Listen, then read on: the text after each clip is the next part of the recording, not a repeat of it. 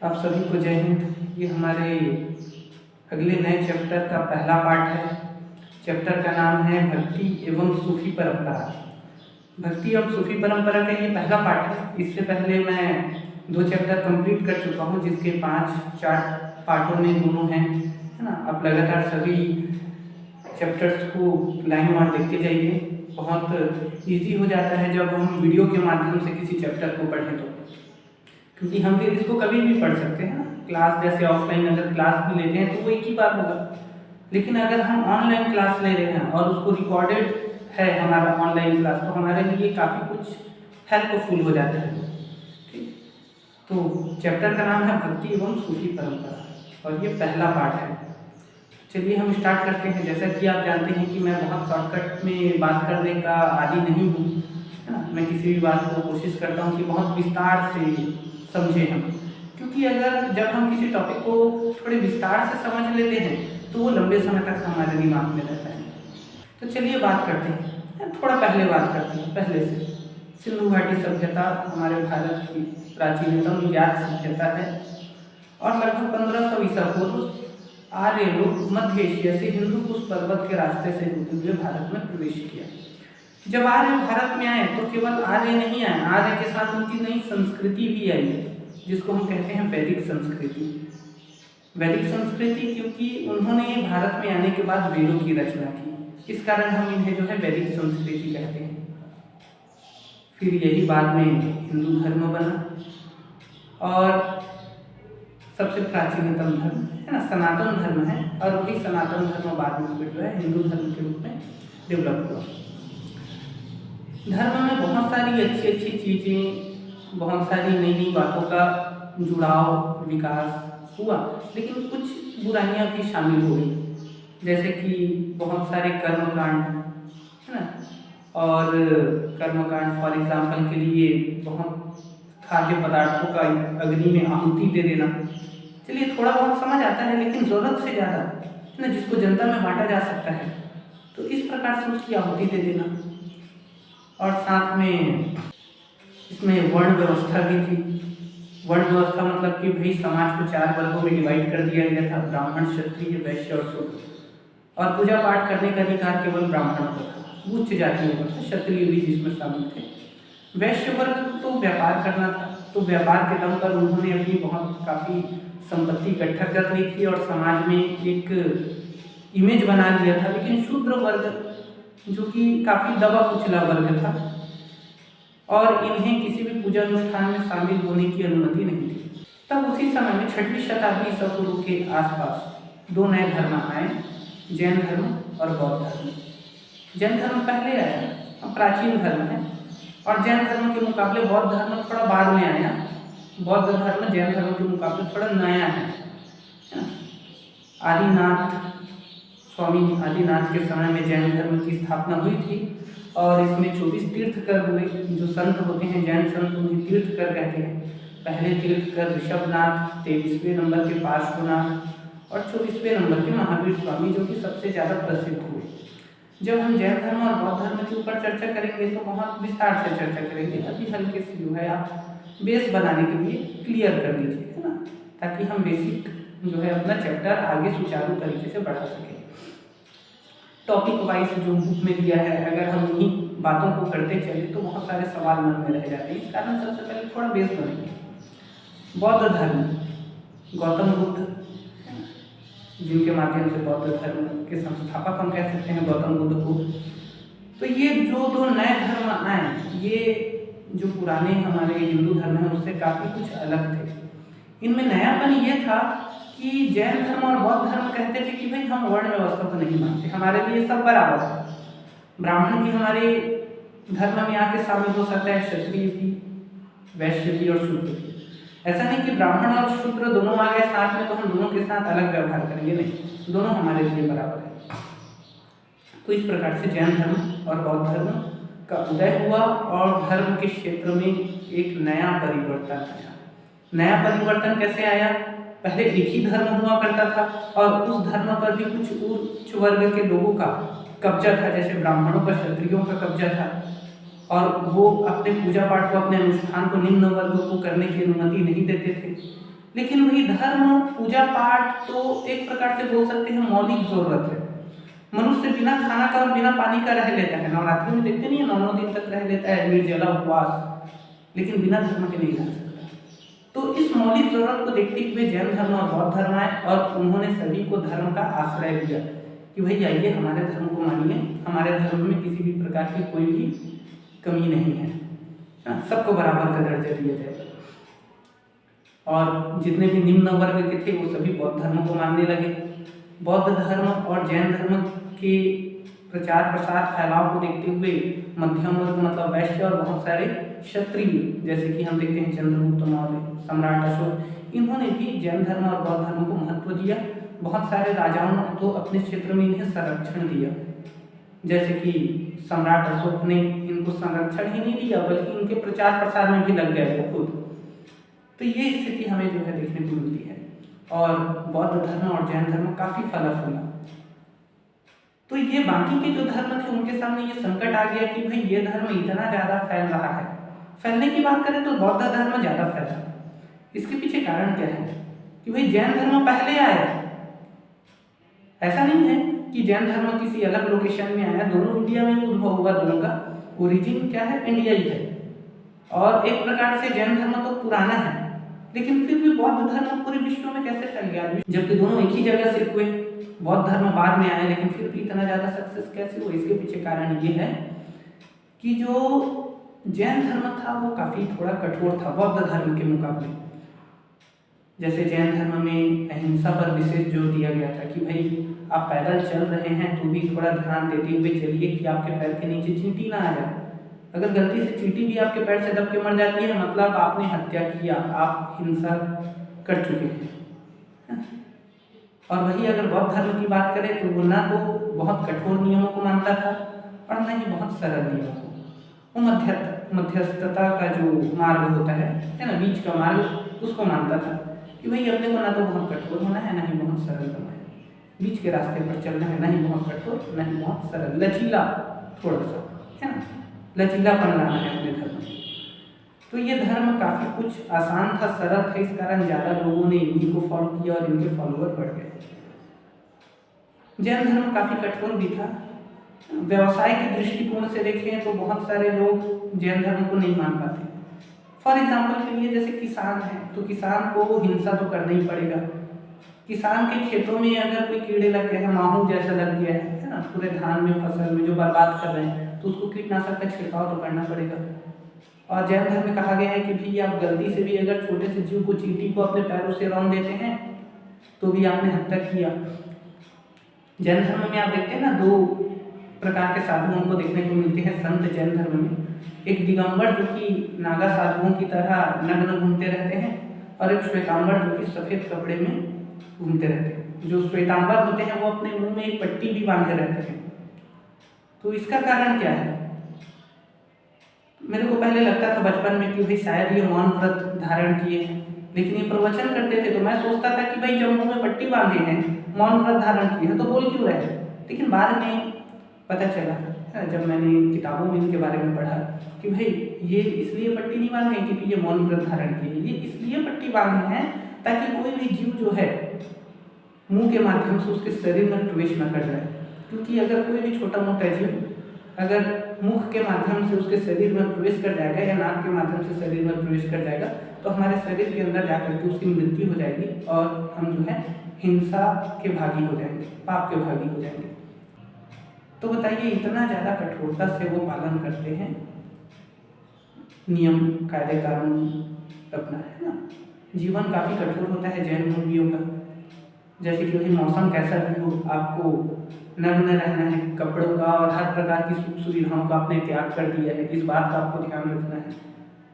तो ये हर व्यक्तियों के लिए पॉसिबल नहीं था। जैसे महिलाएं हैं तो महिला तो जो है दिगंबर है ना, नागा साधुओं की तरह नहीं घूम सकती है। तो मतलब बौद्ध धर्म काफ़ी कुछ ईजी था जैन धर्म के मुकाबले, इस कारण ज़्यादातर लोग जैन धर्म को अपनाने लगे। तो 6वीं शताब्दी के बाद जब जैन धर्म और बौद्ध धर्म आया तो धर्म के क्षेत्र में एक नया परिवर्तन आया, कंपटीशन बढ़ गया ना जी धर्म के क्षेत्र में। देखिए क्या था, पहले डाटा कितना महंगा हुआ करता था। मेरे को अभी भी याद है कि जब मैं पहले शुरू में इंटरनेट वाला मोबाइल खरीदा था तो 20 रुपये में 100 MB डाटा आता था और वो 3 दिन चलता था शायद। अभी हम देखते हैं तो कितना सस्ता हो गया है। तो भाई पहले सबसे पहले जियो ने सस्ता किया तो मजबूरी बस दूसरी कंपनियों को भी अपना डाटा सस्ता करना पड़ा, क्योंकि अगर वो सस्ता नहीं करते तो वो कंपटीशन से बाहर हो जाते और चारों तरफ एक ही सिम दिखता है जियो का सिम। तो कंपटीशन में आना है तो मुकाबला तो करना पड़ेगा, भले नुकसान उठाना पड़ेगा।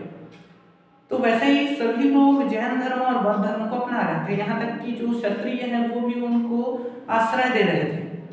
तो इनके सामने जो अन्य धर्म है उनके सामने एक चुनौती हो गई। फिर भाई क्योंकि सभी लोग जैन और बौद्ध बन जाएंगे तो हमारे धर्म का वैल्यू खत्म हो जाएगा, क्योंकि लोग ही नहीं बचेंगे धर्म को मानने वाले, तो पंडितों का फिर क्या वैल्यू है ना, वो तो अकेला बचा है।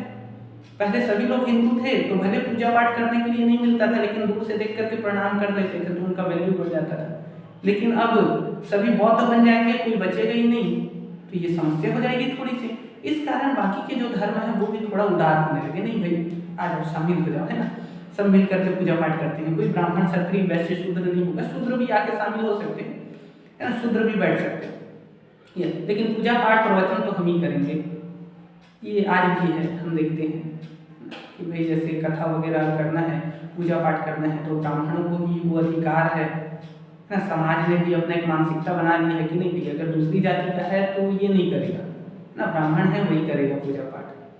लेकिन उदारता आ गई थोड़ी सी। पहले जो कठोर हुआ करता था कि अरे निम्न वर्ग का है, यहाँ यज्ञ हवन में आना नहीं चाहिए, ये तो ऐसा नहीं है। जैसे आज के समय में भगवत पुराण वगैरह होते हैं तो सभी लोग जाते हैं, सभी लोग उसका लाभ उठाते हैं, उदारता आ गई। तो ये उदारता कब से आई? 6वीं शताब्दी से, जब जैन धर्म और बौद्ध धर्म आए और वो काफी उदार धर्म थे। इनके कारण अन्य धर्मों की भी अपने अंदर जो कमियां थी उनको दूर करना पड़ा, है ना। जैन धर्म और बौद्ध धर्म के कारण धर्म के क्षेत्र में एक नया परिवर्तन आया, है ना, एक नया दौर चालू हुआ धर्म का, जिसको हम बोलते हैं प्रचार प्रसार का दौर।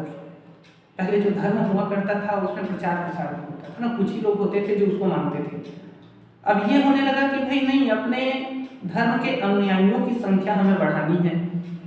जैनी लोग घूमते रहते थे, जगह जगह प्रवचन करते थे और उसे जैन धर्म में लोगों को शामिल करते थे। बौद्ध भी यही करते थे।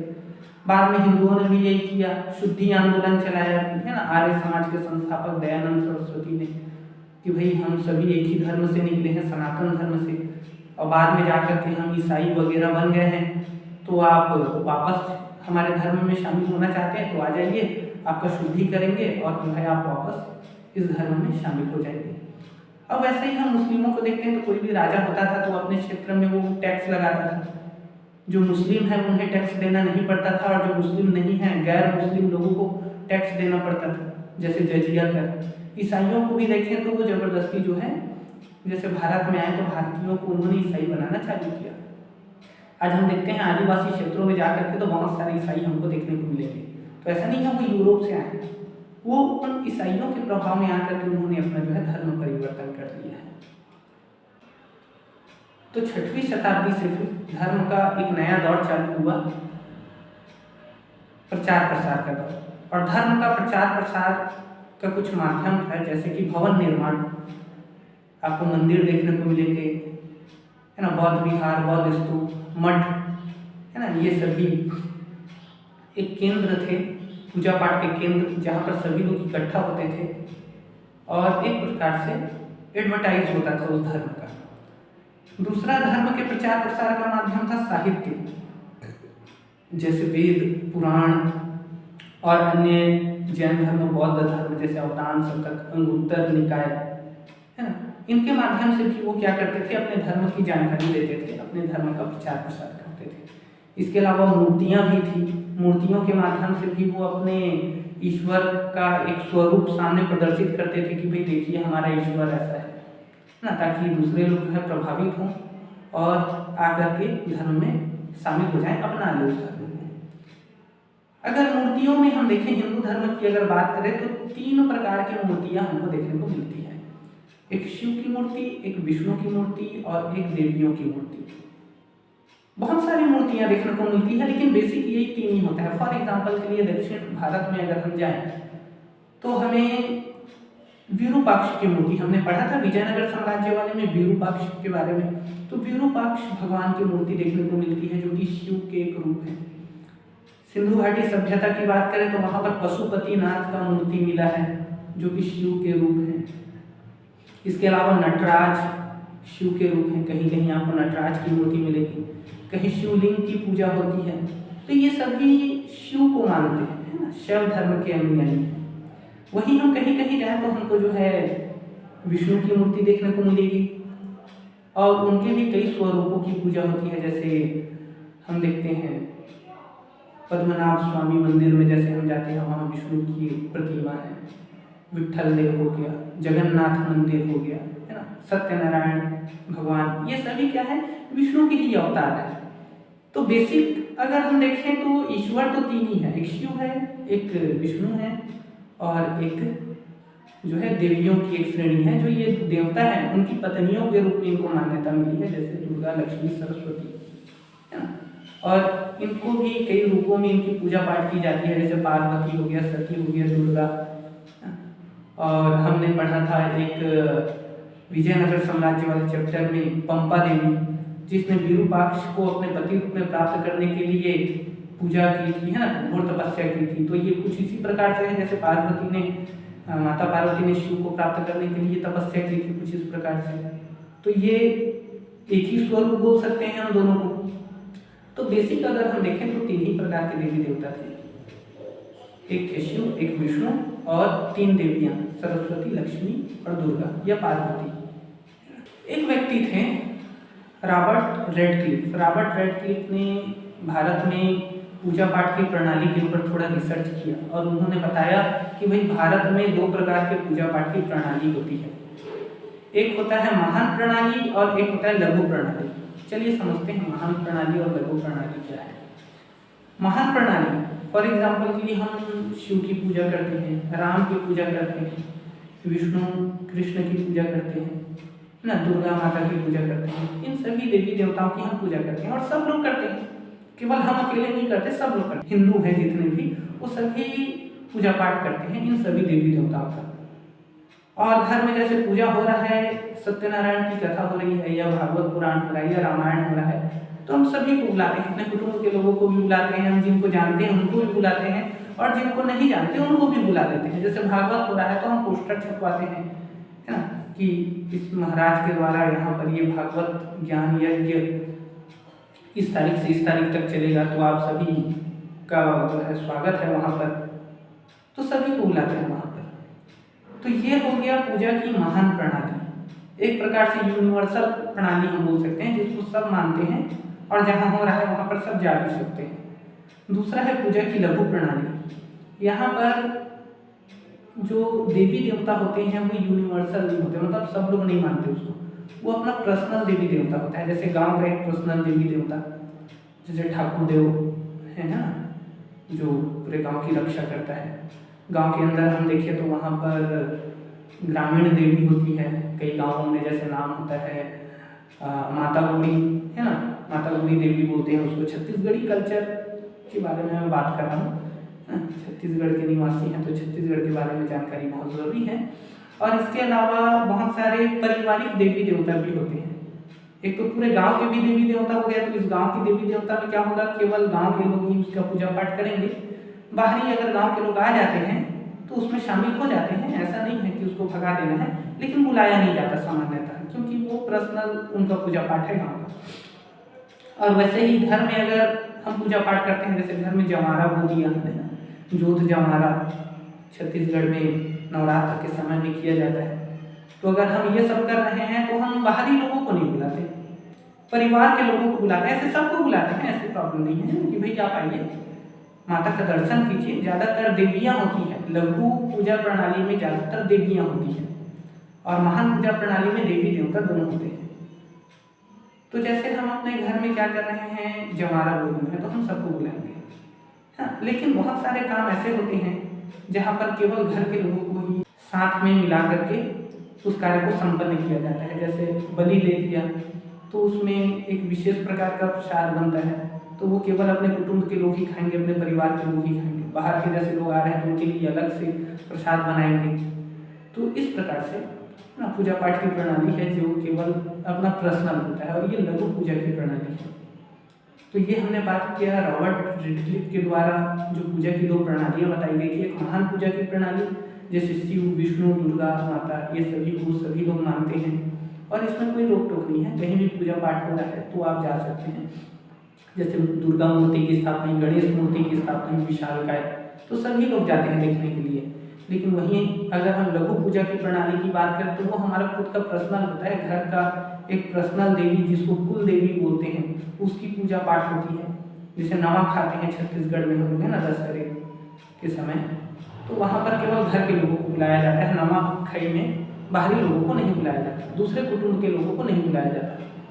जैसे घर में कोई बहन है, सिस्टर है, तो वो शामिल होगी, लेकिन अगर उसका विवाह हो गया है और वो दूसरे कुल में चली गई है तो उसको अगर आना चाहे तो आ सकती है, लेकिन जो प्रसाद होता है उसका वितरण उसको नहीं किया जाता है ना। ये कहीं कहीं होता है, ठीक है, ज़्यादातर जहाँ तक मेरी जानकारी है छत्तीसगढ़ में बहुत जगह ऐसा होता है। तो ये हमारा लघु पूजा की प्रणाली है, और ये पूजा की दो प्रकार की प्रणाली रॉबर्ट रेडक्लिफ के द्वारा बताया हुआ लघु पूजा की प्रणाली, महान पूजा की प्रणाली। तो जो लघु पूजा की प्रणाली है इसमें जैसा कि मैंने बताया ज़्यादातर देवियों की पूजा की जाती है, और सभी परिवार का अपना अलग अलग कुल देवी होता है, और सभी के पूजा पाठ करने के तरीके भी लगभग थोड़े से मिलते जुलते हैं, और ज़्यादातर कुछ लोगों के जो है अलग होते हैं। जैसे कि इसी में एक आता है तांत्रिक पूजा। कुछ लोग होते हैं जिनकी कुल देवी जो होती है उनको तंत्र विद्या के माध्यम से ये क्या करते हैं, प्रसन्न करने की कोशिश करते हैं, ये तांत्रिक पूजा कहलाता है। ये थोड़ा सा अलग है। तांत्रिक पूजा में क्या होता है कि यहाँ पर ये लोग कर्म कांड को वैल्यू नहीं देते। कर्म कांड मतलब कि पूजा पाठ करते समय जो फॉर्मेलिटीज हम करते हैं बहुत सारी, कि भाई दीपक जलाना है, शंख बजाना है, घंटी बजाना है, पवित्रता होनी चाहिए, चारों तरफ गंगा जल पहले छिड़कना है, उसके बाद पूजा चालू करना है, भगवान को वहाँ रख स्थापित करना है, तो ये कर्म कांड को नहीं मानते हैं। और साथ में तांत्रिक यज्ञ में बलि का, आहुति का, यज्ञ का थोड़ा महत्व होता है।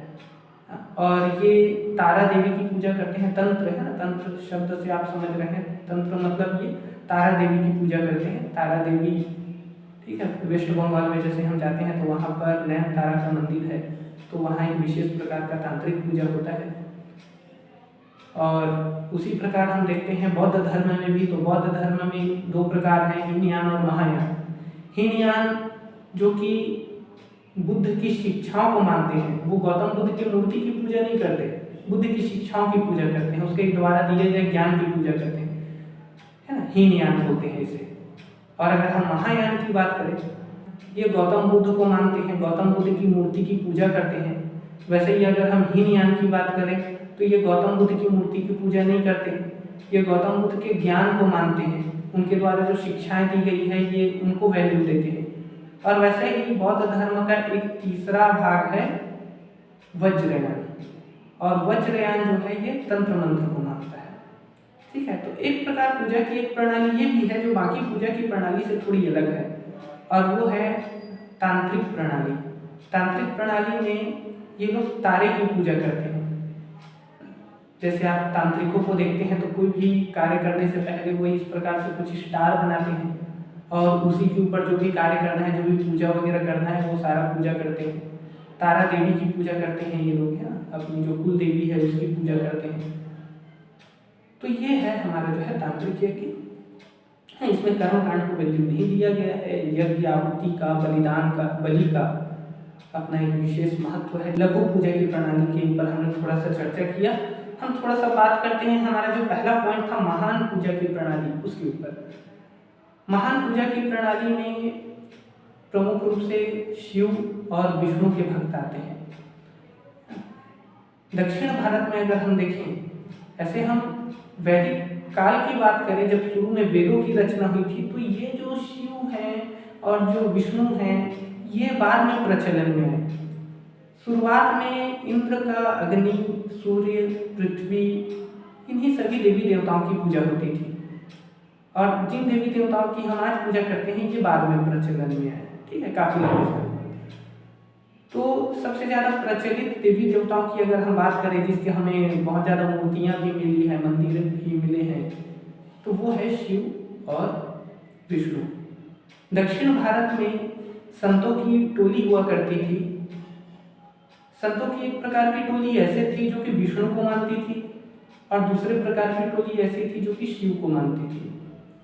तो इसका मतलब ये नहीं है कि दो टोलियां हो गई, दो भाग हो गए इसके, तो दोनों आपस में एक दूसरे को छोटा बोलते थे और अपने आप को वो बड़ा बोलते थे। टकराव हमें धर्म के क्षेत्र में यहाँ देखने को नहीं मिलता है। वो जो संत थे वो अपना भगवान का कीर्तन भजन करते हुए इधर उधर घूमते रहते थे, धर्म का अपना प्रचार प्रसार करते रहते थे। और कुछ स्थान थे जहाँ पर उन्होंने कहा कि भाई ये हमारे ईश्वर से संबंधित है, तो वहाँ पर आज हम देखते हैं तो बड़े बड़े मंदिर बन चुके हैं, है ना। तो ये जो संत हैं अपने ईश्वर का, जैसे शिव को मानने वाले हैं तो वो शिव का प्रचार प्रसार करते हुए, है ना, कीर्तन भजन करते हुए घूमते रहते थे पूरा दक्षिण भारत में। और विष्णु को मानने वाले हैं तो वो विष्णु का प्रचार प्रसार करते हुए अपना भजन कीर्तन करते हुए पूरी तरह वो जो है चारों तरफ घूमते रहते थे। तो जो विष्णु के भक्त थे, ऐसे संत जो कि विष्णु का कीर्तन भजन करते हुए चारों तरफ घूमते रहते थे, उनको कहा गया अलवार। और जो शिव के अनुयायी थे उन्हें कहा गया नैनार। यहाँ पर केवल पुरुष नहीं थे, महिलाएं भी थी। और जैसे कि अलवार में अगर हम बात करें विष्णु भक्त में, तो अलवार एक साध्वी थी जिनका नाम था अंडाल, है ना। और ये अपने आप को विष्णु की प्रेमिका के रूप में प्रदर्शित करती थी। देखिए धर्म को, ईश्वर को प्राप्त करने के कई मार्ग हैं। ज्ञान मार्ग की शाखा है ये सभी, और प्रेम मार्ग की शाखा, अलग अलग मार्ग हैं और सभी का लक्ष्य एक ही है कि ईश्वर को प्राप्त करना है। तो ये ईश्वर को प्रेम के माध्यम से प्राप्त करना चाहती थी, जैसे मीराबाई ने प्राप्त किया था, राधा ने किया था, प्रेम मार्ग की शाखा। तो ये भी अपने आप को ईश्वर के प्रेमिका के रूप में प्रदर्शित करती थी, है ना। और इन्होंने कई कविताएं भी लिखी है भगवान विष्णु के ऊपर। चलिए देखते हैं।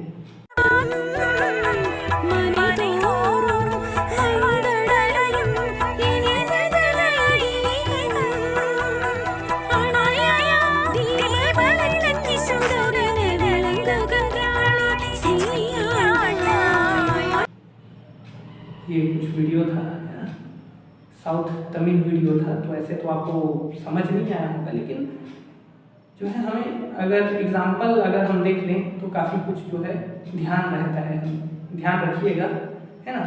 अलवार साध्वी का नाम, जिसका नाम क्या था, अंडाल।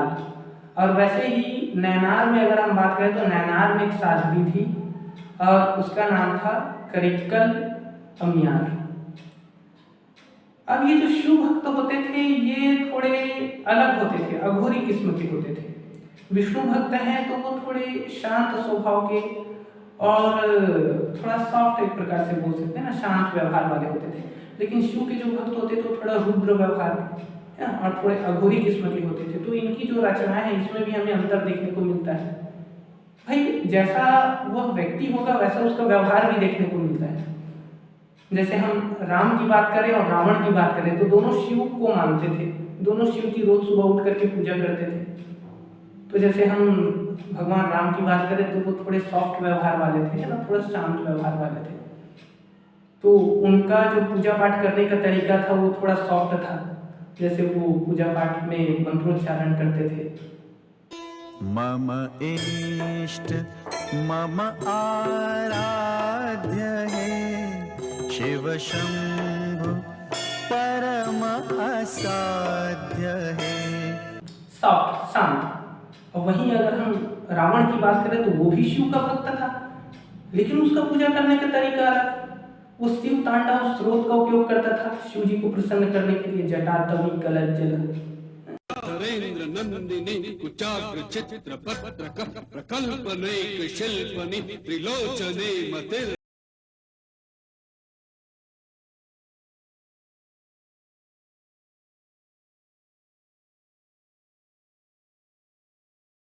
शिव तांडव स्रोत का वो उपयोग करता था। तो अगर हम ध्यान से देखें तो दोनों का बिहेवियर हमें देखने को मिलता है। दोनों शिव की ही पूजा कर रहे हैं, लेकिन यहाँ पर श्री रामचंद्र जी जो है वो बिल्कुल शांत व्यवहार वाले दिखते हैं, एक सज्जन व्यक्ति। और वहीं अगर हम रावण की बात करें तो वो बिल्कुल रुद्र व्यवहार वाला दिखता है, एकदम गुस्सैल प्रवृत्ति का।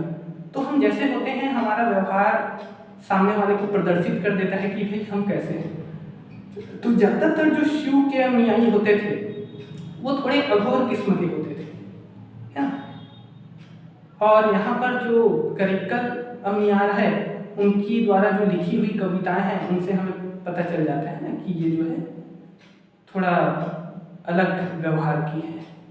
तो चलिए हम जो है उनका भी एक बार वीडियो देख लेते हैं।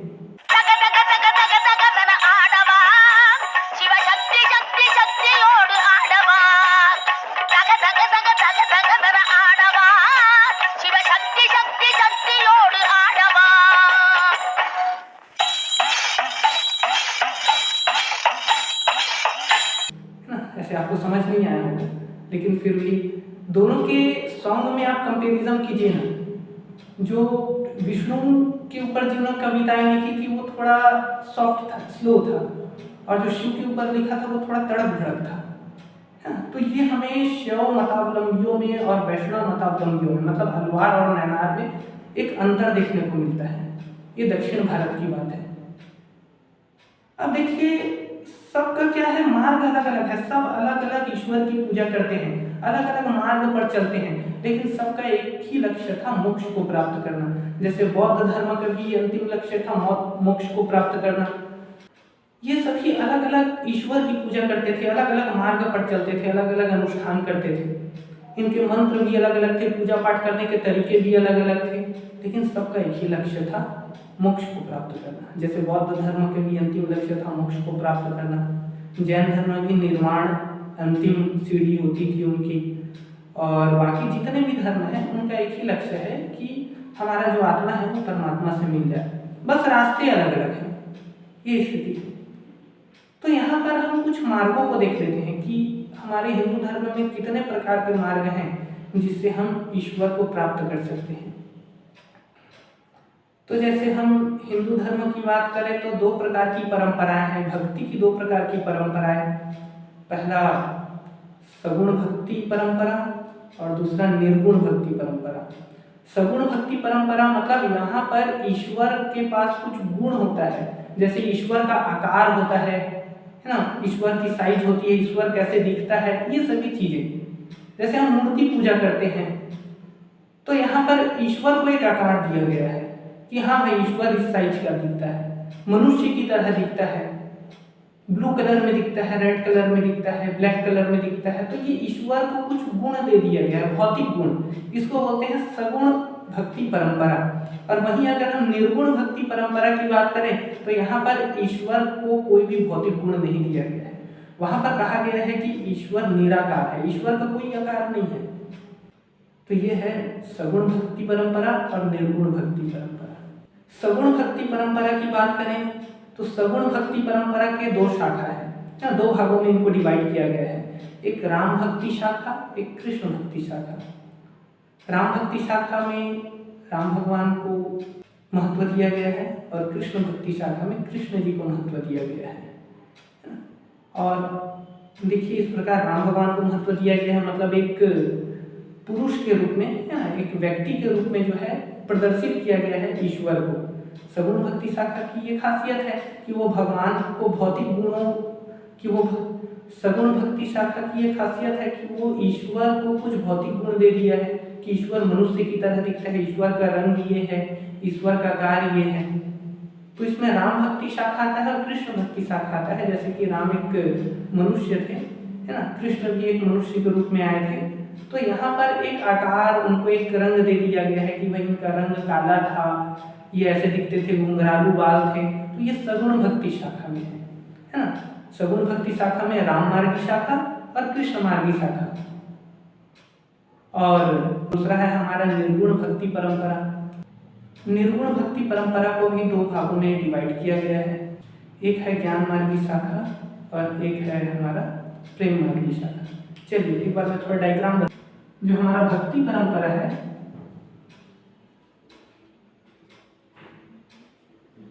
इसको दो भागों में विभाजित किया गया है। एक है सगुण भक्ति परंपरा और दूसरा है निर्गुण भक्ति परंपरा।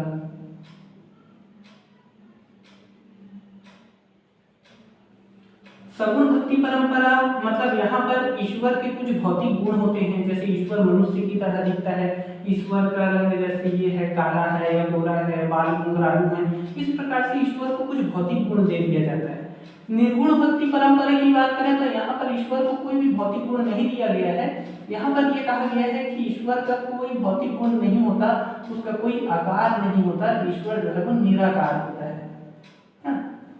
यहाँ पर अगर हम सगुण भक्ति परंपरा में अगर हम देखते हैं तो यहाँ पर फिर से हमें इसके दो भाग देखने को मिलते हैं, एक राम भक्ति शाखा और एक कृष्ण भक्ति शाखा।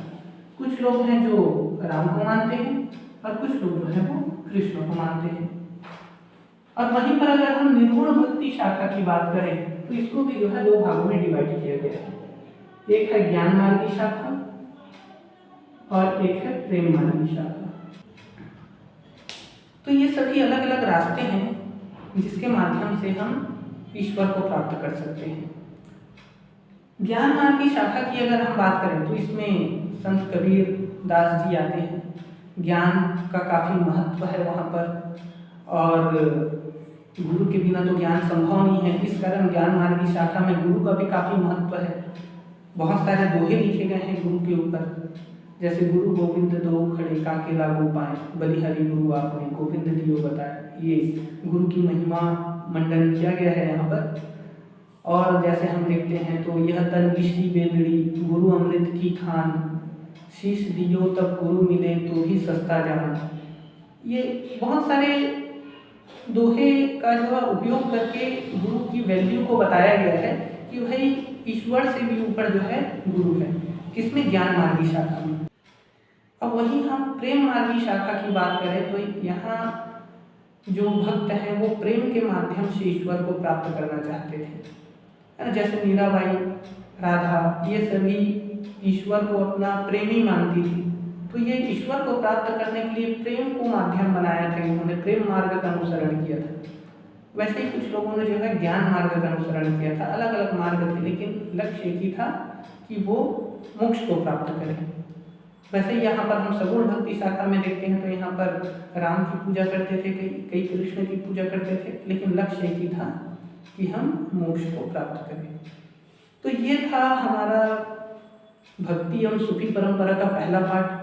बहुत जल्द ही हम दूसरा पार्ट लेकर के आएंगे, तब तक आप जो है पहले पार्ट की काफ़ी अच्छे से तैयारी कर लीजिए।